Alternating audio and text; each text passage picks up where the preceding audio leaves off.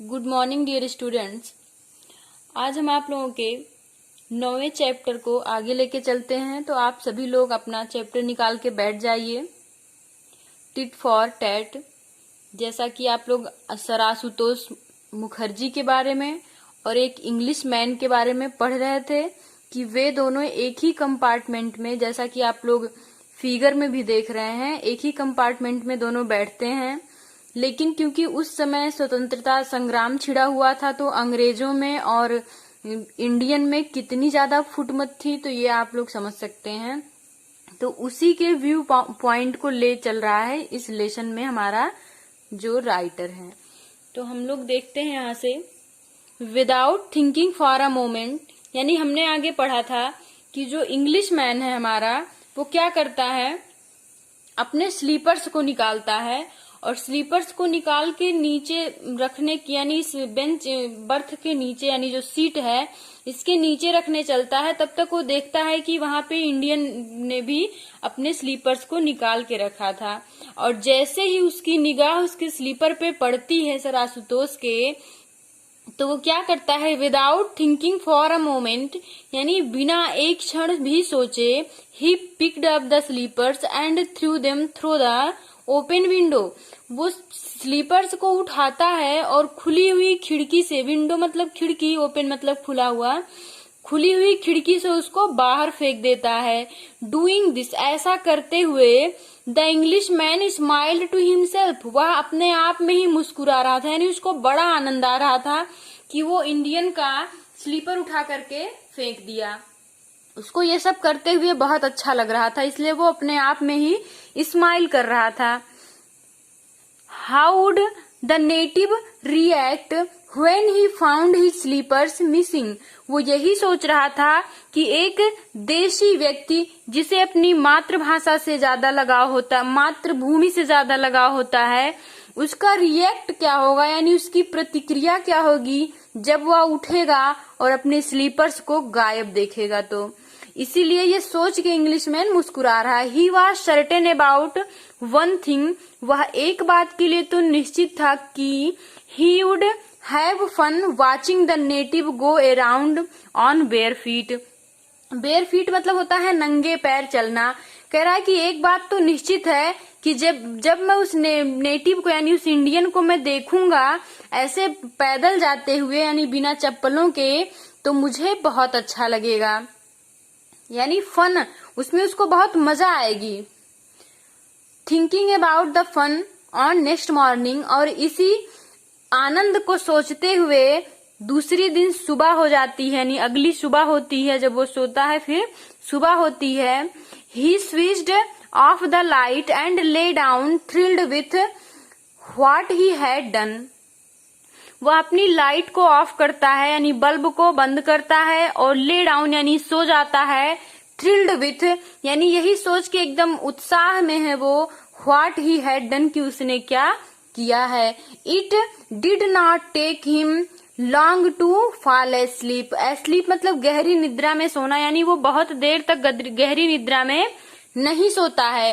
Around 5 AM sir Ashutosh woke up, लगभग 5 बजे हुए थे सुबह के कि सर आशुतोष की आंखें खुलती हैं, वो जगते हैं। वो कप मतलब जगना, उठना। He thought to brush his teeth and wash his face, जब हम लोग सुबह उठते हैं तो क्या करते हैं, सबसे पहले अपने फेस को धुलते हैं और ब्रश करते हैं। तो उसी तरह से सर आशुतोष मुखर्जी, जो एक हमारे फ्रीडम फाइटर हैं और बिना वायलेंस का, without indulging in violence he fight with English man, तो इस तरह से वो क्या करते हैं, जब उठते हैं, यानी अभी वो ट्रेन में यात्रा कर रहे होते हैं, जब वो उठते हैं अपने ब्रश को, फेस धुलते हैं अपना, और वॉश मतलब धुलना, अपने फेस यानी चेहरे को धुलते हैं, और ब्रश हिज टीथ अपने दांतों में ब्रश करते हैं। He looked here and there for his slippers, here and there मतलब यहाँ वहां या इधर उधर, यानी अपने चप्पलों को वो इधर उधर देखते हैं। But he did not find them anywhere, लेकिन उनको अपना स्लीपर कहीं भी दिखाई नहीं देता। एनीवेयर मतलब कहीं भी। Where could they have gone, sir Ashutosh खुद से ही कह रहे हैं कि वे कहाँ चले गए, यानी मेरे स्लीपर्स कहाँ चले गए।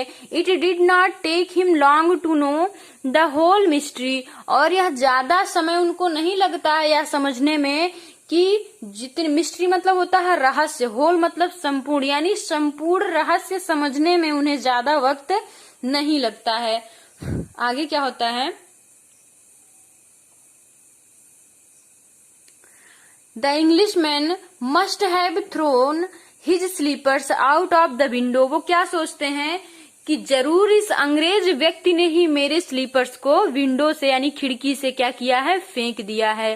His friends too have told him about similar experiences. Experiences मतलब होता है अनुभव, यानी सेम, यानी इन्हीं इसी के बराबर ही अनुभवों के बारे में मेरे फ्रेंडों ने मुझे बताया था। यानी उनके फ्रेंड ने उनको पहले ही सरासतोष को बता दिया था कि ये जो अंग्रेज होते हैं कुछ ऐसे ही मिसबिहेव करते हैं इंडियन के साथ। I would not tell him get away. मैं उसे उठने के लिए तो नहीं कहूंगा। I shall teach this English man a lesson, said he to himself. अपने आप से ही सर आशुतोष मुखर्जी कहते हैं कि मैं इससे जगने के लिए तो नहीं कहूंगा, लेकिन मैं इसे एक सबक जरूर सिखाऊंगा। इस इंग्लिश मैन को यानी इस अंग्रेज को हम एक सबक जरूर सिखाएंगे। Sir Ashutosh noticed that coat and the tie hanging from one of the hooks. यानी सर आशुतोष ने इस बात का ध्यान दिया कि एक खूंटी पर क्या टंगा हुआ था, कोट और टाई टंगा हुआ था। एन आइडिया, एक विचार,